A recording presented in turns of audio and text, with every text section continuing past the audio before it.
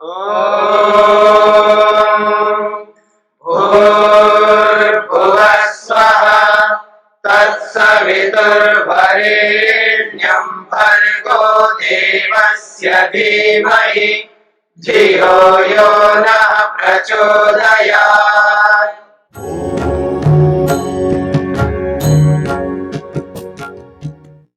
अब अगला एक प्रश्न है, ननु च इंद्रियाणि प्राप्तम प्रकाशयन्ति। आपने बात कही है इंद्रियां जो है विषयों को प्राप्त होकर के ही प्रकाशित करती हैं, बिना प्राप्त हुए प्रकाशित नहीं करती है। तर्हि हमारी एक बात है, चक्षुस्तु तेजसम भवेत्। फिर तो आंखें जो है ये तेजस होना चाहिए, आग्नेय होना चाहिए, यानी अग्नि से उत्पन्न हुई है ऐसा मानना होगा आपको। ये जो नेत्रेंद्रिय है, नेत्रेंद्रिय को लेकर के प्रश्न कर रहा है। चक्षु का मतलब नेत्रेंद्रिय, यहां पर गोलक नहीं। वो कहता है तर्हि चक्षुस्तु, ये जो नेत्रेंद्रिय है, तेजसम भवेत्, उसको आग्नेय मानना पड़ेगा आपको। तेजस कहते हैं अग्नि को, तो अग्नि से उत्पन्न हुई आंखें ऐसा मानना पड़ेगा। यद दूरस्थम नक्षत्रादिकम प्रति सर्पति, जो कि दूर स्थित नक्षत्रादि, कितने दूर हैं वहां तक सर्पति चल करके जाता है, यह मानना पड़ेगा। तत्प्राप्तुम तेजसम एव पदार्थः किरण रूपेण दूरम अपसरति। तो कहते हैं तत्प्राप्तुम, उस नक्षत्र आदि को प्राप्त करने के लिए तेजसा एव पदार्थ, जो आग्नेय पदार्थ होता है वही ऐसा कर सकता है। तेजसा एव पदार्थ, तेजस पदार्थ ही किरण रूपेण, किरण के रूप में दूरम अपसरति, दूर तक जाता है। पुनः अहंकारिकत्वम इंद्रियाणम इति कथम। यदि ऐसा आप मान लो, फिर यह सिद्ध नहीं होगा कि इंद्रियां जो है अहंकार से उत्पन्न होती है। यदि इंद्रियां अहंकार से उत्पन्न होती है तो फिर चक्षु ऐसा नहीं कर सकता। यह बात समझ में आ रही है आपको? वो ये प्रश्न करना चाहता है कि यदि इंद्रियों को आप मानते हो कि प्राप्त होकर के विषयों को वो प्राप्त कराती है, विषय से जब आबद्ध होंगी इंद्रियां तभी विषय को प्रकाशित करती हैं। यदि ऐसा है तो ये जो हमारी आंखें हैं, आंखें जो है इतना दूर जो तारा है, ठीक है, इतना दूर तारा है, तो जब तक उसको प्राप्त नहीं करेगा या जब तक उसको प्राप्त नहीं करेगी आंखें, तब तक उसको तो प्रकाशित नहीं करेंगी। तो उसको प्राप्त कराने के लिए नेत्र को क्या करना पड़ेगा? तेजस मानना पड़ेगा, क्योंकि तेजस पदार्थ ही वो होता है जो दूर जाता है, और कोई पदार्थ दूर नहीं जाता। तेजस का मतलब है अग्नि से बना हुआ पदार्थ, उसके अंदर ये सामर्थ्य वो दूर तक जाने का। तो तेजस पदार्थ होना पड़ेगा आंख को, और तेजस मानोगे तो फिर तो भौतिक है तेजस। तो अग्नि जो है ये भौतिक पदार्थ है, पंचमहाभूतों का अंश है ना। तो फिर आपको आंख को क्या मानना पड़ेगा? भूत से उत्पन्न हुआ मानना पड़ेगा। तो आपने सिद्धांत जो बनाया वो अहंकार से उत्पन्न हुआ है, तो यह सिद्ध नहीं होगा, फिर उसका खंडन हो जाएगा। फिर बात पकड़ में आ रही है? इंद्रियां किससे उत्पन्न होती हैं जी? अहंकार से। अगर नेत्रेंद्रिय को आप तेजस मानो तो अब नेत्रेंद्रिय किससे उत्पन्न मानना पड़ेगा? पंचमहाभूत से उत्पन्न मानना पड़ेगा। और पंचमहाभूत से उत्पन्न मानोगे तो अहंकार से उत्पन्न हुई इंद्रियां, ये जो आपका सिद्धांत है, तो खंडित हो जाएगा। ये कहना चाहता है वो। अब प्रश्न समझ में आ गया आप सबको? तो प्रश्न आपके सामने स्पष्ट हो गया है। तो कहता है चक्षु तेजसम भवेत्, नेत्रेंद्रिय को तेजस स्वीकार करना पड़ेगा आपको। यह दूरस्थम नक्षत्रादिकम प्रति सर्पति, क्योंकि दूर स्थित नक्षत्र कौन सा, कितना दूर है देखिए, वहां तक वो सर्पति चल करके जाएगी नेत्रेंद्रिय, तभी उसको प्राप्त करेगी। क्योंकि आपका सिद्धांत है ना, बिना विषय को प्राप्त किए, बात को पकड़ना, बिना विषय को प्राप्त किए इंद्रियां किसी भी विषय को प्रकाशित नहीं कर सकती। तो तारा तो बहुत दूर है, चंद्रमा बहुत दूर है, सूर्य बहुत दूर है, तो फिर आपको क्या करना पड़ेगा? इस आंख को आग्नेय मानना पड़ेगा, क्योंकि आग्नेय पदार्थ ही दूर तक जा सकता है। तो आंख को आप आग्नेय मानो, तब यहां की जो अग्नि है वो किरण के माध्यम से, कैसे? किरण के माध्यम से वहां तक जाएगा और उसको पकड़ेगा, फिर लाएगा, फिर आपको दिखाएगा। ये मानना पड़ेगा आपको। ये कहना चाहते हैं। मेरी बात समझ में आ गई? यही कहना चाहते हैं। तो कह रहे हैं दूरस्थम नक्षत्रादिकम प्रति सरपति, दूर स्थित नक्षत्रादि तक वो सरपति चल करके जाएगी वो। तत्प्राप्तुम तेजसा एवं पदार्थ किरण रूपेण दूरम अपसरति, ऐसे इतने दूर स्थित पदार्थ को तेजस पदार्थ ही जाकर के ग्रहण करा सकता है किरण के रूप में। फिर अहंकारत्वम इंद्रियाणामिति कथम सिद्धम भवेत्, फिर इंद्रियां अहंकार से उत्पन्न होती है, ऐसा जो आपका कथन है, इसकी सिद्धि फिर कैसे करोगे आप? यह उसका प्रश्न है। अब इसका समाधान करेंगे। अत्र उच्यते, इसका समाधान करते हैं। न तेजो अपसर्पणात् तेजसम चक्षुर्वृत्ति ही वृत्तितः तत्सिद्धे। वो कहते हैं न तेजो अपसर्पणात् तेजसः, क्योंकि अग्नि ही आगे गति करके जाती है। केवल यही बात नहीं है, मतलब कोई चल करके जाती है तो उसको आप अग्नि समझो, ऐसा कोई नियम नहीं बना सकते आप। तेजस पदार्थ भी चल करके जाता है, इसमें कोई बात नहीं है, हमें कोई आपत्ति नहीं है। लेकिन आप ये नियम नहीं बना सकते कि अगर कोई चल करके जाता है तो वो तेजस ही हो, ऐसा नियम नहीं बना सकते। मेरी बात समझ में आ रही है? भाई चल करके जाने के लिए उसको आग्नेय तत्व होना चाहिए, ये नियम नहीं बना सकते। इसलिए कह रहे हैं न तेजो अपसर्पणात् तेजसम, तेज अपसर्पण करता है, अग्नि चल करके जाती है, इसलिए इस नेत्रेंद्रिय को तेजस मानो ना, ऐसा नहीं कह सकते। क्यों? कहते हैं चक्षु वृत्ति तत्सिद्धे, चक्षु की, आंख की अपनी वृत्ति है, उसकी अपनी गमन वृत्ति है, उसके अंदर चलायमान होने का स्वभाव है, तत्सिद्धे, उसी से उसकी सिद्धि होती है। उसको तेजस मानने की कोई आवश्यकता नहीं है। बात समझ में आ रही है? यूं तो धरती भी तो सरकती है ना, धरती घूम रही नहीं घूम रही है, धरती आगे दौड़ रही नहीं दौड़ रही, तो क्या धरती को तेजस मानोगे? ऐसे कितने पदार्थ हैं जो आगे गमन करते हैं, जिनमें आना जाने का सब चलता है। कोई जरूरी नहीं है ना तेजस हो तो ही चलेगा, जो तेजस नहीं है तो नहीं चलेगा, ऐसा कोई नियम नहीं बना सकते, ये कहना चाहते हैं। हाँ जी स्वामी जी, इस चक्षु की तो एक वृत्ति की तो एक लिमिट होनी चाहिए ना, ऐसा थोड़ी है कि बहुत दूर तक चक्षु वृत्ति देख ले। ये तो अभी इसके ऊपर चर्चा हो रही है, पहले पूरी चर्चा को समझ लेते हैं, फिर उसके बाद कोई प्रश्न हो तो कर लेना, ठीक है। तेजो अपसर्पणम इति षष्ठी समासा।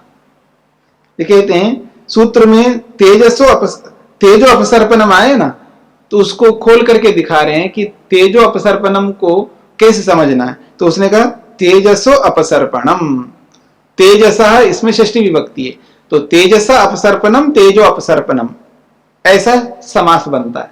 तो दो शब्दों को मिलाकर के एक शब्द बनाया जाता है ना समास में, तो सूत्र में समास किया है। तेजो अपसर्पणम का मतलब है तेजसः अपसर्पणम। जैसे राजपुरुषः गच्छति, मैं बोलूंगा राजपुरुषः आगच्छति, ये बोल रहा हूं, तो अब राजपुरुष को समझना है, तो ये राजपुरुष क्या होता है, तो उसको खोलेंगे तो समझ में आएगा। तो खोलने का माध्यम है समास, तो समास करना पड़ेगा। राज्यः पुरुषः राजपुरुषः, राजा का पुरुष या राजा का नौकर, राजा का आदमी आता है जाता है, ऐसा आप बोल रहे हो, तो वो उसमें राज्य पुरुषा को राजा पुरुषा बोल दिया, वो समस्त पद है। और उसमें समास क्या किया? तत्पुरुष समास किया। तत्पुरुष समास में कौन सा तत्पुरुष समास किया? षष्ठी तत्पुरुष समास किया है राजपुरुषा में। ठीक इसी प्रकार से यह तेजो अपसर्पणात्, ऐसा जो सूत्र में आपने पढ़ा है, तो यहां तेजो अपसर्पणात् जो शब्द है ये कैसा है? तो उसने कहा समास वाला शब्द है। तो क्या समास है? तो समास दिखाया इसने कि तेजसः अपसर्पणम तेजो अपसर्पणम। तो तेजो अपसर्पणम में क्या समास है? तो उसने कहा तत्पुरुष समास है। कौन सा तत्पुरुष है? तो उसने कहा षष्ठी तत्पुरुष समास है, क्योंकि षष्ठी विभक्ति से युक्त समास हमने किया है। तो क्योंकि तेजसः ये षष्ठी विभक्ति का है, तेजसः अपसर्पणम तेजो अपसर्पणम, तो षष्ठी विभक्ति लगा करके हमने उसका समास किया है, तो उसी नाम से उसका कथन होगा। तो ये षष्ठी तत्पुरुष समास है, तेजो अपसर्पणम शब्द। ये व्याकरण की बात थोड़ा उन्होंने बता दिया। ये बात समझ में आ गई सबको? अब आगे बढ़िए। तेजो विषयकम अपसर्पणम भवति, तो कह रहे तेजो विषयकम अपसर्पणम भवति, जो अपसर्पण क्रिया है यानी आगे गति हो रही है वो तेजो विषयकम, वो अग्नि से संबंधित है। अपसर्पणम तेजो धर्म तस्मात्, क्योंकि अपसर्पण जो है ना, आगे गमन करना है, ये तेज का अग्नि का धर्म है, ऐसा वो कहता है। तो कहते हैं तेजसम चक्षुना, चक्षु तेजसम न मंतव्यम। भले ही आप कह रहे हो कि अपसर्पण जो है ये तेज का ही धर्म है, ऐसा आप कहना चाह रहे हो, लेकिन भले कहते रहो, तेज का अपसर्पण धर्म भले हो, हमें कोई आपत्ति नहीं है। भले ही अलग अलग चीजों के अपने अपने धर्म होते हैं, इसका यह मतलब नहीं है उसका धर्म बोलने से उसी का धर्म होगा और दूसरे का धर्म नहीं होता। फिर तो सुख प्रकृति का धर्म है तो भगवान का धर्म है ही नहीं, इसका मतलब ऐसा नहीं हो सकता ना। चेतनता जो है परमात्मा का धर्म है तो जीवात्मा का नहीं है, फिर ये जीवात्मा का धर्म है तो परमात्मा का नहीं है।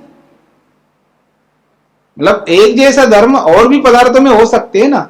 हम ये नहीं कहना चाहते हैं कि सब में होते हैं, जिसमें मिले उसमें मानना पड़ेगा आप में, जिसमें नहीं मिले तो उसमें मत मानो, हमें कोई आपत्ति नहीं है। तो यही कहना चाह रहे हैं यहां पर, चक्षु तेजसम न मंतव्यम, चक्षु को आग्नेय पदार्थ के रूप में मत स्वीकार करना।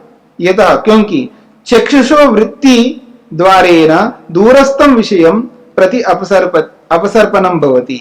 वो कहते हैं चक्षुषः वृत्ति, आंख की जो वृत्ति है, तद्वारेण उसी वृत्ति के द्वारा दूरस्थम विषयम, दूर स्थित विषय के प्रति अपसर्पणम भवति, उसका अपसर्पण होता है, उसका गमन होता है, उसका जाना होता है। भवन्ति इंद्रियाणाम वृत्तयः, इंद्रियों की तो वृत्तियां होती है, हर इंद्रिय की अपनी अपनी वृत्ति होती है, ऐसे नेत्रेंद्रिय की भी अपनी वृत्ति है।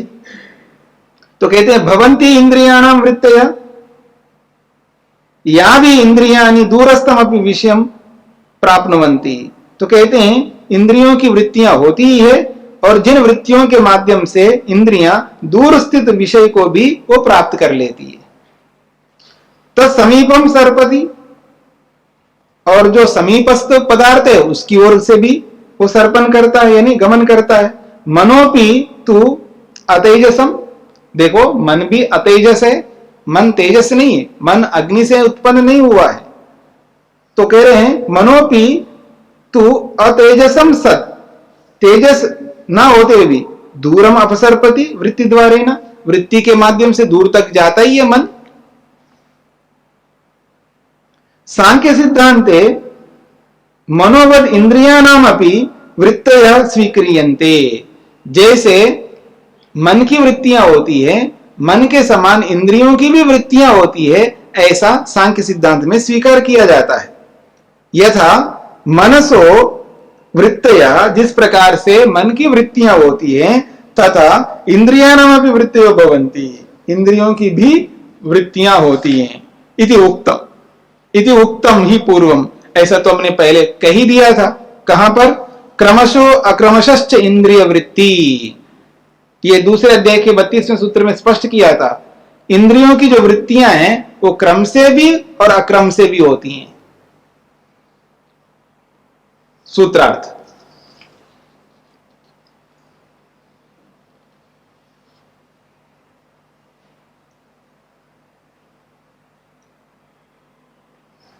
अग्नि के फैलना रूपी धर्म से, अग्नि के फैलना रूपी धर्म से, फैलना गमन करना, अग्नि के फैलना रूपी धर्म से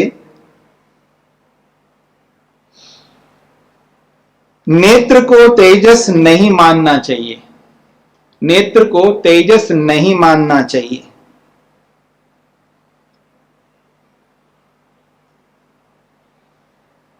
अग्नि के फैलना रूपी धर्म से नेत्र को तेजस नहीं मानना चाहिए, क्योंकि क्योंकि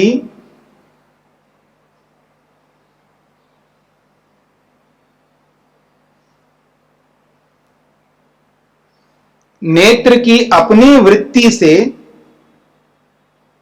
नेत्र की अपनी वृत्ति रूपी फैलना धर्म होने से,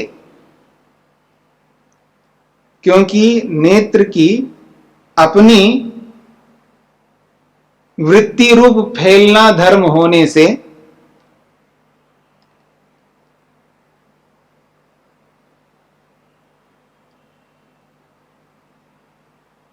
चक्षु तेजस नहीं है। चक्षु तेजस नहीं है।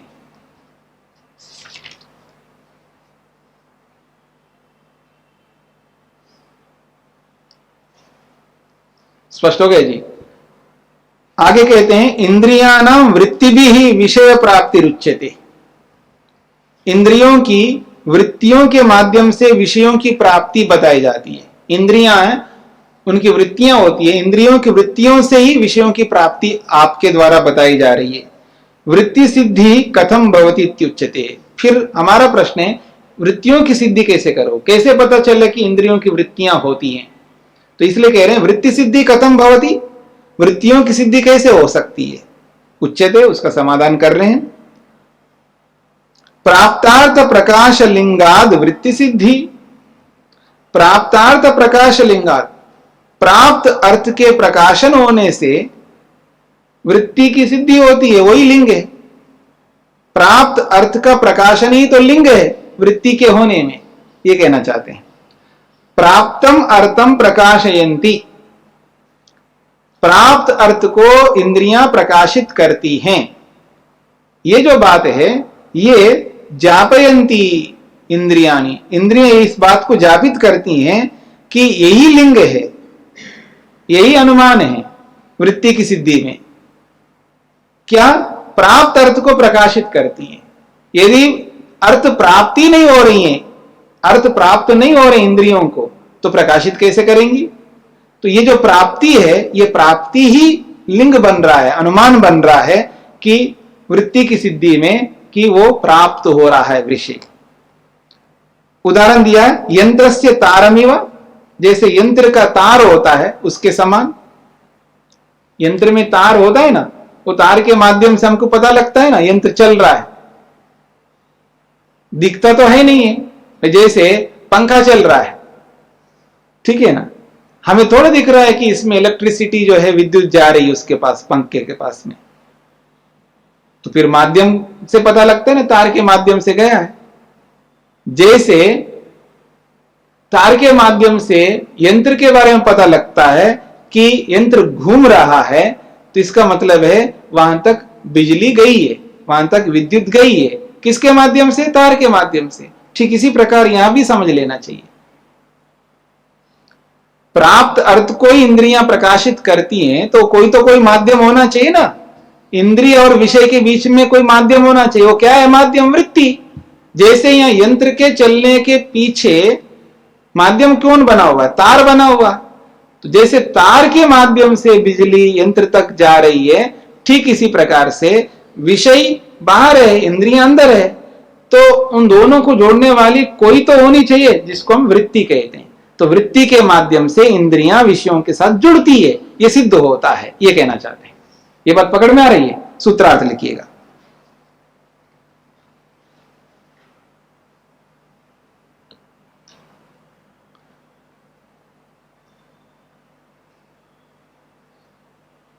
संबद्ध हुए संबद्ध हुए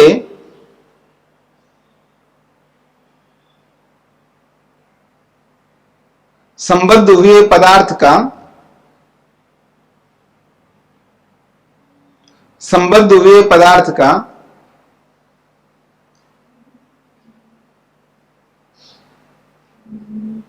प्रकाश रूपी लिंग से, प्रकाश रूपी लिंग से, प्रकाश रूपी लिंग से नेत्रेंद्रिय की वृत्ति की सिद्धि होती है। नेत्रेंद्रिय की वृत्ति की सिद्धि होती है।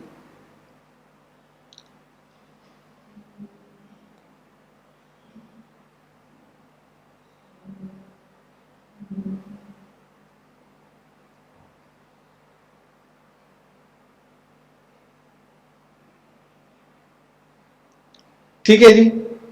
अब वृत्ति के बारे में प्रश्न किया जा रहा है कि आखिर वो वृत्ति क्या चीज है। तो कहते अतः किम स्वरूपा सा इति उच्यते। सा वृत्ति, वो जो वृत्ति है वो किस स्वरूप वाली है, उस वृत्ति का क्या स्वरूप है, ये प्रश्न है। कहते हैं भाग गुणाभ्याम तत्वांतरम वृत्ति ही संबद्धार्थम सर्पति इति। वो कहते हैं भाग गुणाभ्याम तत्वांतरम वृत्ति, वृत्ति जो है भाग और गुण इन दोनों से ही भिन्न है। संबद्धार्थम सर्पति, विषय और इंद्रिय के संबंध को स्थापित करने के लिए वो सर्पति, वो गमन करती है वृत्ति।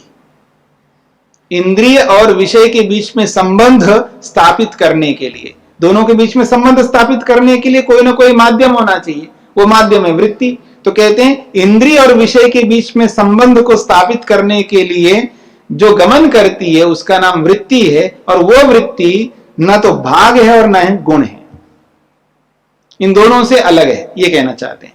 तो भाग क्या है, गुण क्या है, वो समझाएंगे। तो भाग गुणाभ्याम तत्वांतरम वृत्ति संबद्धार्थम सर्पति इति। सा खलु इंद्रिय वृत्ति, वो जो इंद्रिय की वृत्ति है, वो जो इंद्रिय की वृत्ति है वो इंद्रियस्य न भागो न अंशो न च गुणः रूपादिवत। कहते हैं वो इंद्रिय की जो वृत्ति है न तो वो भाग है इंद्रिय का, यानी इंद्रिय का ना अंश है। समझ रहे मेरी बात को? वो जो वृत्ति है ना तो इंद्रिय का वो अंश है, न च गुण, और न ही वो इंद्रिय का गुण है। वो न तो वो गुण है और न ही उसका अंश है। जैसे रूप आदिवत, जैसे रूप और रस आदि जो गुण होते हैं ना, उनके उन गुणों के समान वो गुण भी नहीं है, और न ही वो इंद्रिय का एक अंश है वो वृत्ति, इन दोनों से ही अलग है। किंतु भाग गुणाभ्याम वस्तुअंतरम भिन्नम वस्तु, वो जो वृत्ति है न तो अंश है इंद्रिय का और न ही वो उस इंद्रिय का गुण है, इन दोनों से भिन्न तत्वांतर है, अलग वस्तु है, ऐसा वो कहना चाहता है। यतः, क्योंकि दूरस्थमपि विषयम प्रति संबद्धार्थम सर्पतीति हेतु, क्योंकि दूर स्थित विषय के प्रति भी उसके संबंध को स्थापित करने के लिए ये वृत्ति सर्पति गमन करती है, यही हेतु है इसके बीच में। इंद्रियम विहाय तद भागो गुणो वा न दूरम सर्पितुम शक्तः। अब वो कहता है इंद्रियम विहाय, इंद्रिय को छोड़ करके, तद भाग अंशः, यदि वो इंद्रिय का अंश है तो इंद्रिय को छोड़ करके वो अंश, वो भाग अथवा गुण मानो तो वो गुण न दूरम सर्पितुम शक्ता, वो दूर जाने में समर्थ नहीं है। अगर आप उसका भाग कहोगे, वो भाग उस इंद्रिय से दूर नहीं हो सकता। अगर उसको गुण मानो तो वो गुण भी उस इंद्रिय से दूर नहीं हो सकता। क्यों? तस्थत्वाद, उसी में रहता है वो। वृत्ति किस में रहती है? इंद्रिय में रहती है। या आप अंश को लो, वृत्ति को अंश के रूप में लो, तो अंश किस में रहता है जी?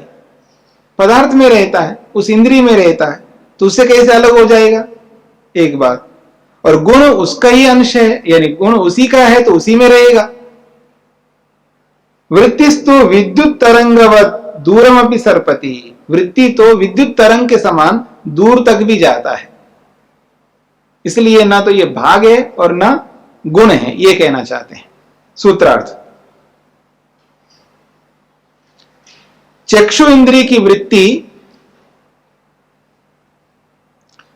चक्षु इंद्रिय की वृत्ति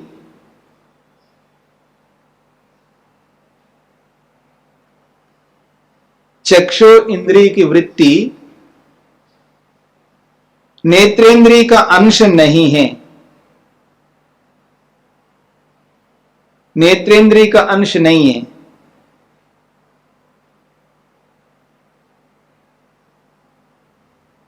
और न ही उसका गुण है, न ही उसका गुण है।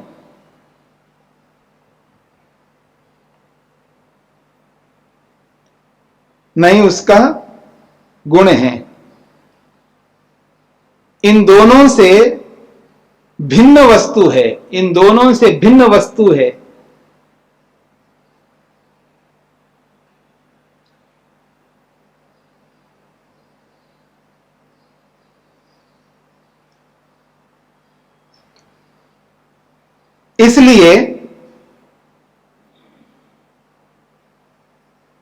इसलिए वो वृत्ति संबंध स्थापित करने के लिए गमन करती है। इसलिए वह वृत्ति संबंध स्थापित करने के लिए गमन करती है।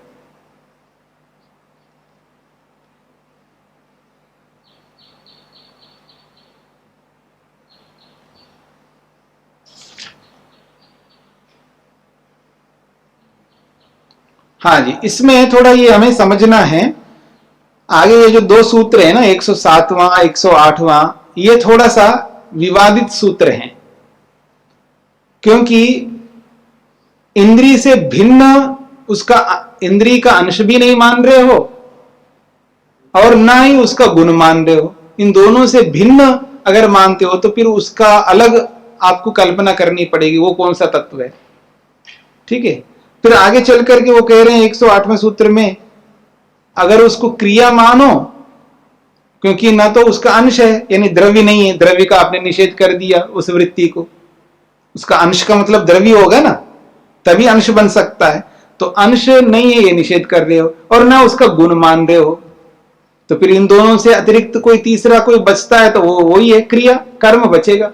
और कर्म का भी निषेध कर रहे हो, क्रिया का भी निषेध कर रहे हो। तो न द्रव्य नियमातद योगात ऐसा कह करके निषेध कर रहे हो आप।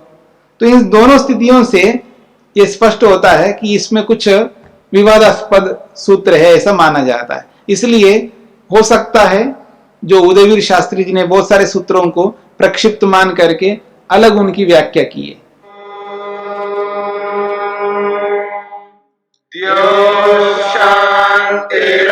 शांतिरंतरिक्षं शांति पृथिवी शांतिरापः शांतिरोषधयः शांतिः वनस्पतयः शांतिर्विश्वे देवाः शांतिर्ब्रह्म शांति सर्वं शांति शांतिरेव शांति क्षमा शांतिरेधि। ओम शांति शांति शांति।